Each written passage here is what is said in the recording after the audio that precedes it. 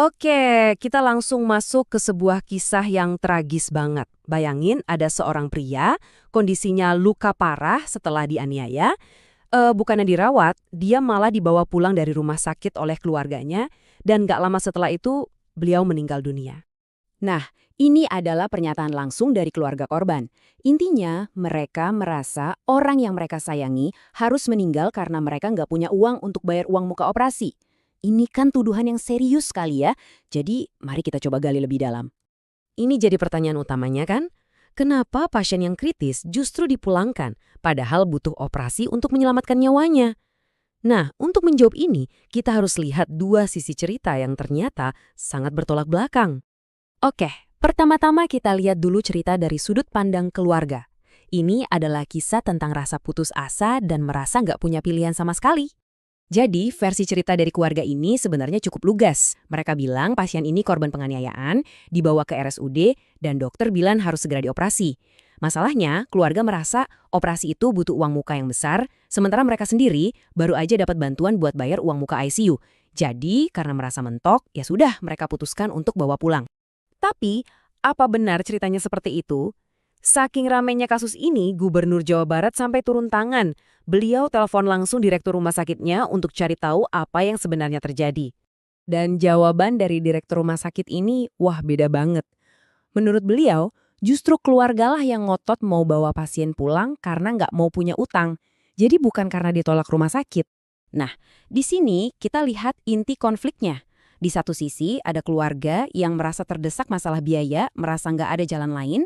Di sisi lain, ada rumah sakit yang bilang kalau keluarga pasien sendiri yang menolak tindakan medis, bukan karena nggak bisa bayar saat itu, tapi karena takut punya utang nanti. Dua versi yang benar-benar berseberangan. Jelas kan, gubernur jadi bingung dan langsung bertanya, ini jadi cerita mana yang benar? Nah, sebelum kita lanjut, biar kita semua paham seberapa genting situasinya, kita lihat dulu deh kondisi pasien saat itu. Jadi, kondisi medisnya ini gawat darurat. Pasien kena pukulan keras di rahang yang ternyata dampaknya menyebabkan pendarahan hebat di dalam otak. Hasil CT scan pun mengkonfirmasi pendarahan itu udah nyebar. Makanya, dokter bedah saraf merekomendasikan operasi secepatnya. Ini bukan lagi saran, tapi tindakan darurat.